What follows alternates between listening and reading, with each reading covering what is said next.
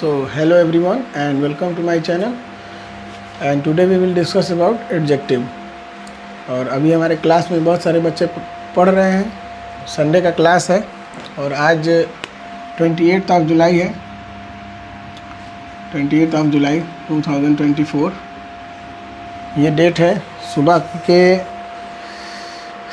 7:50 यानी कि 8 बजने में तकरीबन 10 मिनट कम है और ये क्लास शुरू होने जा रही है। 7:45 से क्लास थी, तो इस क्लास को आज हमने सोचा कि YouTube पे भी इसको हम लोग देते हैं ताकि बच्चे इस वीडियो के थ्रू जो बच्चे नहीं आ सकते हैं यहाँ पे वो कर सकें। ठीक है, ऑलमोस्ट बच्चों का संडे को हॉलीडे होता है, इस क्लास को इसीलिए बनाया जा रहा है ताकि आपके संडे का डे जो है वो यूटिलाइज़ हो सके अच्छे तरीके से। ठीक है, हम लोग आज की क्लास में एडजेक्टिव के बारे में पढ़ेंगे। ठीक है, एडजेक्टिव के बारे में पढ़ने से पहले हम ये जानने की कोशिश करेंगे, थोड़ी सी कहानी समझने की कोशिश करेंगे।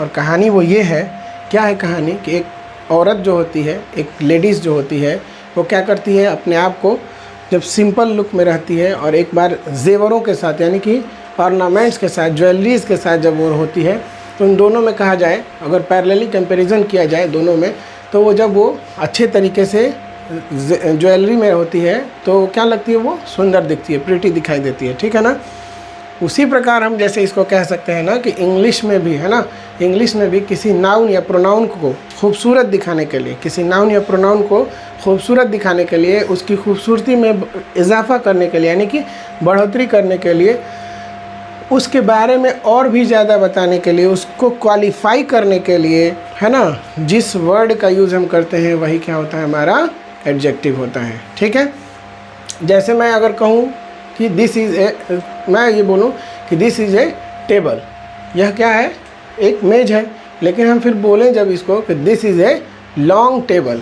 ठीक है, तो हमने उस टेबल के बारे में और क्या ऐड कर लिया कि वह टेबल कैसी है, लंबी है। ठीक है ना, लंबी है। इसी प्रकार हम जब भी कोई ऐसा वर्ड, ऐसे वर्ड का यूज़ करते हैं जो नाउन से पहले आता है ना, पहले भी आ सकता है और प्रेडिकेटिव यूज़ में भी आ सकता है। एक एट्रीब्यूटिव यूज़ होता है उसका और एक होता है प्रेडिकेटिव यूज़ भी होता है। ठीक है ना, तो उसको हम आगे के क्लासेस में बताएंगे।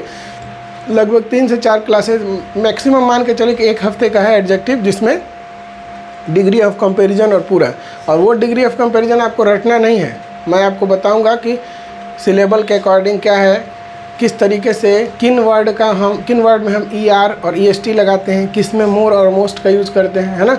रटने की तो कोई चीज़ ही नहीं है, इंग्लिश को भी समझ के पढ़ा जा सकता है। ठीक है ना, इसमें रटने वाली चीज़ यही होती है कि स्पेलिंग आपको थोड़ा सा लर्न करना होता है अच्छे तरीके से। ठीक है ना, तो चलिए, एडजेक्टिव है, लिखा हुआ है एडजेक्टिव। एडजेक्टिव को हिंदी में कहते हैं विशेषण, है ना, और उर्दू में इसको कहा जाता है सिफत कहा जाता है। जैसे किसी की क्या सिफत है ना, जैसे हम कहें कि कोई इंसान कैसा दिखाई देता है। जैसे मेरे हाथ में क्या है, ये क्या है, ये मार्कर है ना, और ये मार्कर किस कलर का है, रेड कलर का है। तो रेड जो है वो इसकी क्या है, खूबी है, खासियत है ना, इसकी क्वालिटी है, इसकी प्रॉपर्टी है, इसकी विशेषता है।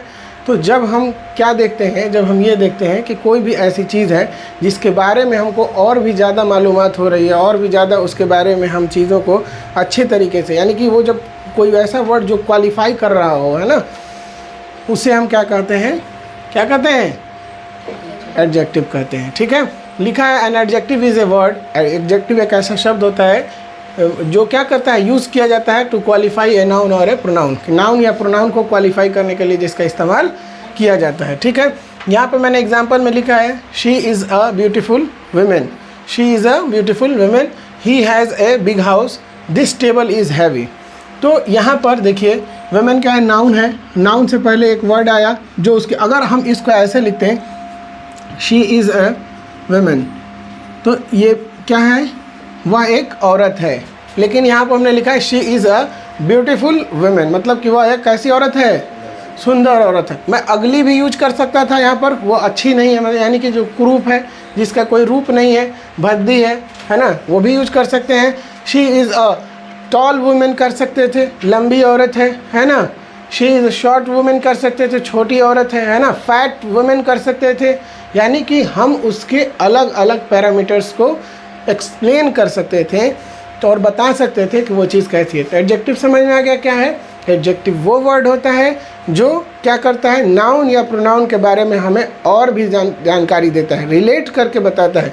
एडजेक्टिव कई बार ऐसा है ना, ज्वाइन करने का काम करता है, ठीक है ना। किसको ज्वाइन करता है, देखिए इस नाउन को और इसके मीनिंग को और भी ज़्यादा ज्वाइन कर, यानी कि बढ़ाने का काम। ज्वाइन मत करते हैं कोई चीज़ तो क्या होता है, वो चीज़ बढ़ जाती है। तो एडजेक्टिव क्या करता है, एडजेक्टिव उसकी मीनिंग को बढ़ाने का काम करता है, ठीक है।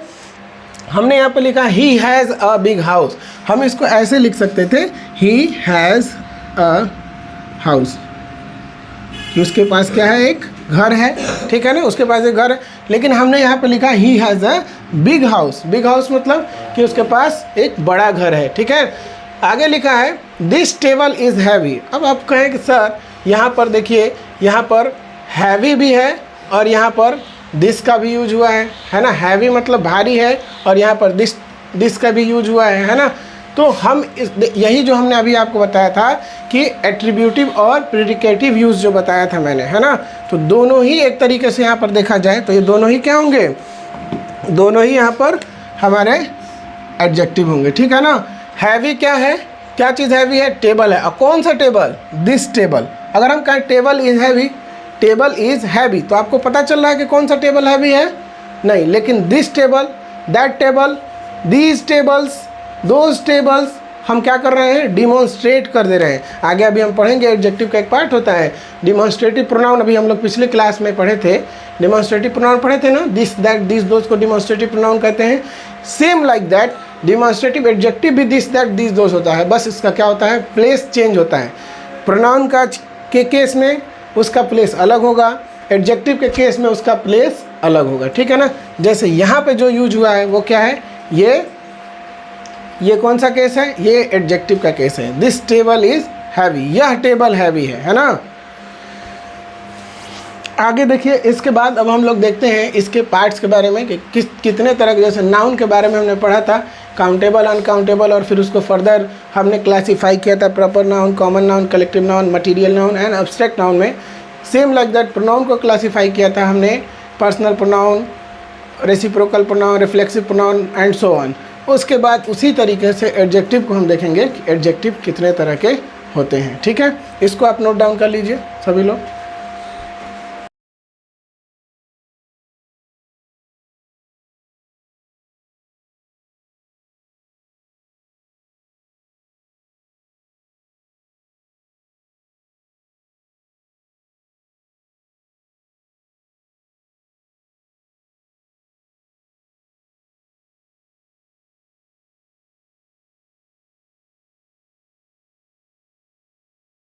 बताया था अभी आप लोगों को एडजेक्टिव क्या होता है, जो वर्ड नाउन या प्रोनाउन के क्या करे, क्वालिफाई करे, उसके मीनिंग में और भी ज़्यादा क्या करे, इजाफा करता हो, बढ़ाता हो, है ना। उसमें और भी कुछ ऐड करता हो, एक्स्ट्रा ऐड करता हो, जिससे उसकी खूबसूरती और बढ़ जाती हो, या वो चीज़ और ज़्यादा आपको अट्रैक्टिव महसूस होने लगती हो, दिखने लगती हो, लगने लगती हो। तो वो सारे वर्ड्स किस कैटेगरी में आएंगे, एडजेक्टिव की कैटेगरी में आएंगे, ठीक है। अब इसके बाद एडजेक्टिव ऑफ क्वालिटी, एडजेक्टिव के डिफरेंट टाइप्स लिखा हुआ है। Some of its kind will discuss in this class and after that all remaining portion will cover in another video और अनदर क्लास, ओके। कि आज हम लोग क्या करेंगे कि जैसे कुछ टॉपिक्स को देख लेंगे और बाकी जो फर्दर एडजेक्टिव्स के जो पार्ट्स बच जाएंगे उनको हम आगे देखेंगे। देखिए, सबसे पहला है adjective of quality. Adjective of quality, थोड़ा साथ बोलते रहेंगे तो आप लोगों को भी लगेगा एनर्जाइज्ड हैं आप लोग, है ना। क्या है पहला, एडजेक्टिव ऑफ क्वालिटी। क्वालिटी मतलब क्या होता है, नहीं कहते हैं ये अच्छी क्वालिटी का है, ये ख़राब क्वालिटी का है, इसकी क्वालिटी ऐसी है, इसकी क्वालिटी वैसी है, ठीक है ना। तो एडजेक्टिव ऑफ क्वालिटी वो वर्ड होंगे जो क्या करेंगे, किसी नाउन या प्रोनाउन की क्वालिटी को क्या करेंगे, डिस्क्राइब करेंगे। जो किसी नाउन या प्रोनाउन की क्वालिटी को क्या करेंगे, डिस्क्राइब करेंगे। जैसे मैं कहूँ क्या, Aman is a good boy, Aman is a good boy, Aman is a bad boy, Aman is a ugly boy, Aman is a poor boy, etcetera etcetera etcetera, ठीक है। यानी इन सारे वर्ड्स का हम इस्तेमाल कर सकते हैं उसकी क्वालिटी को बताने के लिए, है ना, उसके गुण को बताने के लिए। इसी को क्वालिटी, एडजेक्टिव ऑफ क्वालिटी को ही क्वालिटेटिव एडजेक्टिव भी कहा जाता है। अगर कोई क्वालिटेटिव एडजेक्टिव पूछ देता है तो घबराना नहीं है, करे ये तो सर ने तो पढ़ाया ही नहीं है, ऐसा नहीं है। एडजेक्टिव ऑफ क्वालिटी को ही क्या कहा जाता है, क्वालिटेटिव एडजेक्टिव कहा जाता है। एडजेक्टिव ऑफ क्वांटिटी को क्वांटिटी मतलब बोलते हैं बेटा मात्रा बोलते हैं, कोई चीज़ कितनी है ना, कोई चीज़ कितनी है। जैसे आप कहते हैं ना कि आपको किसी कभी क्या हुआ, आप घर में कुछ खाना बना रहे हैं और क्या हो गया, आप आटा लाना भूल गए हैं, मार्केट से आटा ख़त्म हो गया था, फ्लोर जो होता है आटा जो जिससे रोटियां बनती हैं, तो आप क्या करेंगे, किसी अपने पड़ोसी के पास जाएंगे, कोई बर्तन लेके जाएंगे और कहते हैं क्या कि थोड़ा सा आटा दे दीजिए, है ना, बोलते हैं ना। मैं बोलूँ कि कुछ लड़के रुक जाएंगे, आज कुछ काम है, ठीक है ना। मैं क्या बोला, किसी फिक्स नंबर को नहीं बोला, कुछ लड़कों को बोला, है ना। कुछ में हो सकता है 2 रुक जाए, कुछ में हो सकता है कि 5 रुक जाए, कुछ में हो सकता है कि एक ही बच्चा बस रुके, है ना। तो जो हम क्वांटिटी की बात करते हैं, थोड़ा, ज़्यादा, है ना, कुछ, कोई, नहीं, और फिर ये जो थोड़ा सा, है ना, बहुत ज़्यादा, ये सारे वर्ड का जो यूज करते हैं ना, जैसे हम कहें आई हैव सम मनी, है ना, तो मेरे पास क्या है, कुछ पैसे हैं, है ना। तो ये जो वर्ड हम यूज करते हैं वो क्वांटिटी को शो करता है। किसको शो करता है, क्वांटिटी को, किसी चीज़ की मात्रा को बताता है। नाउन या प्रोनाउन के क्वांटिटी को बताता है, उसे हम क्या कहते हैं, एडजेक्टिव ऑफ क्वांटिटी कहते हैं। और इसी को, जैसे इसको हम क्वालिटेटिव एडजेक्टिव बोल रहे थे, इसी को हम बोलेंगे क्वांटिटेटिव एडजेक्टिव। क्या बोलेंगे, क्वांटिटेटिव एडजेक्टिव बोलेंगे इसको। इसके बाद नंबर आता है एडजेक्टिव ऑफ नंबर का, है ना। इसके बाद किसका नंबर आया, एडजेक्टिव ऑफ नंबर का नंबर आ जाता है। एडजेक्टिव ऑफ नंबर, नंबर मतलब जानते हैं आप 1 2 3 4 5 6 7 8 होता है, तो इसमें कोई कन्फ्यूज़न होना नहीं है। जब भी 1 2 3 दिखाई दे, है ना, तो ये क्या होता है, ये हमें एडजेक्टिव ऑफ नंबर के बारे में बताता है। जैसे हम कहें कि यू हैव 3 चिल्ड्रेन, कि तुम्हारे 3 बच्चे हैं, है ना, तो वहाँ पे नंबर आपको मिल रहा है ना। चिल्ड्रेन नाउन है और 3 उसमें से, उस नाउन से पहले आने वाला है एडजेक्टिव है। जो चिल्ड्रेन को क्या, हम कहें I have a children, I have children, मेरे बच्चे हैं, है ना, मेरे पास बच्चे हैं। कितने बच्चे हैं, लेकिन उसको जब 3 कर दिया, यू हैव 3 चिल्ड्रेन, तुम्हारे पास कितने बच्चे हैं, 3 बच्चे हैं, है ना। तो ये एडजेक्टिव ऑफ नंबर, यहाँ तक समझ में आ गया आप लोगों को। नेक्स्ट जो टॉपिक है वो है पोजेसिव एडजेक्टिव का। देखिए हमने अभी प्रोनाउन भी पढ़ाया था, तो उसमें आप लोगों को बताया था पोजेसिव प्रोनाउन के बारे में, है ना, कि हमने बताया था कि जब किसी ऑब्जेक्ट पे आपको अपना पोजीशन दिखाना होता है, यानी नाउन के बदले में जो यूज होता है, तो हम नाउन के लिए अगर किसी चीज़ पे पोजीशन यानी कि अपना अधिकार दिखाने की कोशिश जब करते हैं, तो वहाँ पर क्या बोलते हैं, हम पोजेसिव प्रोनाउन का यूज करते हैं। हमने बताया था, जैसे हमने बताया था कि this is my cell phone, बताया था ना, आपकी नहीं है। This is your T shirt, that is your T shirt, है ना, दैट इज़ योर बुक, ये आपकी बुक है, आपकी टी शर्ट है ना। दिस इज़ माई मार्कर, ये मेरा मार्कर है। This is my cell phone, ये मेरा। तो ये इससे क्या हो रहा है, मेरा हक पता चल रहा है, मेरा अधिकार पता चल रहा है कि ये किसका है, मेरा है, आपका है, किसी और का है, किसी और का है, किसी और का है। तो जहाँ अधिकारों की बात होती है तो वहाँ पर वो पॉजेसिव प्रोनाउन था, लेकिन यहाँ पर हमको पढ़ना क्या है, पॉजेसिव एडजेक्टिव पढ़ना है। पॉजेसिव एडजेक्टिव में जैसे अभी हम लोगों ने एक एग्जाम्पल शायद लिया था, हाँ, माई क्लास इज़, जैसे हम कहें कि माई classroom is very decorative, my classroom is very decorative. तो क्लासरूम क्या है ना, मैं अभी बोलूँ माई classroom, my classroom is very decorative, ठीक है ना, माई क्लासरूम इज़ वेरी डेकोरेटिव। तो क्लासरूम इज़ वेरी डेकोरेटिव हो सकता था, बिल्कुल हो सकता था कि क्लासरूम जो है वो क्या है, डेकोरेटिव है, सजावट वाला है, सजा हुआ है। लेकिन इससे पता चल रहा है क्या कि कौन सा क्लासरूम सजा हुआ है। लेकिन जब हमने माई क्लासरूम कर दिया तो ये क्या हो गया, मेरा क्लासरूम जो है वो क्या है, डेकोरेटिव है, बहुत डेकोरेटिव है। तो ये जो माई वर्ड है यही क्या है बेटा, पॉजेसिव एडजेक्टिव है, ठीक है ना। आवर क्लासरूम हो सकता है, योर क्लासरूम हो सकता है। इसी तरीके से हम लोग जब इसका एक्सरसाइज कर रहे होंगे तो ये सारे वर्ड्स का वहाँ पे प्रैक्टिस कर लेंगे। सो दैट प्रैक्टिस, इसीलिए कहा जाता है कि practice makes a man perfect. Practice इंसान को क्या बनाता है, परफेक्ट बनाता है, ठीक है ना।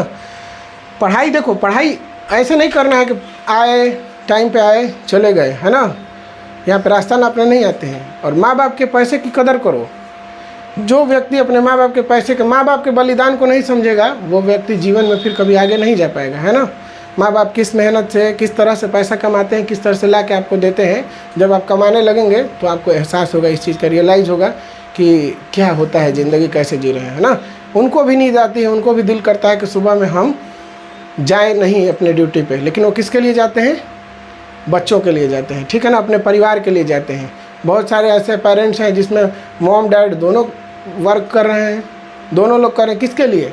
अपनी फैमिली के लिए कर रहे हैं, अपने बच्चों के अच्छी लाइफ के लिए कर रहे हैं कि मेरा बेटा अगर कल को किसी ऑब्जेक्ट की तरफ देख कर, किसी सामान को देख कर उंगली कर दे कि पापा ये चाहिए, मम्मी ये चाहिए, तो वहाँ पर वो ये ना कहें कि बेटा बहुत कॉस्टली है, महंगा है या अच्छा नहीं है, बहानेबाजी ना करनी पड़े उनको।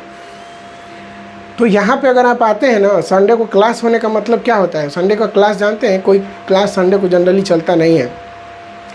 यहाँ पे तो कोई नहीं ना है कोई संडे को पढ़ाने वाला। संडे को आपकी क्लास हो रही है, आपको क्लास दिया जा रहा है एडवांटेज के तौर पर। बाकी डेज में और सब्जेक्ट को कवर कराया जा रहा है, संडे को इसमें कवर कराया जा रहा है। क्यों?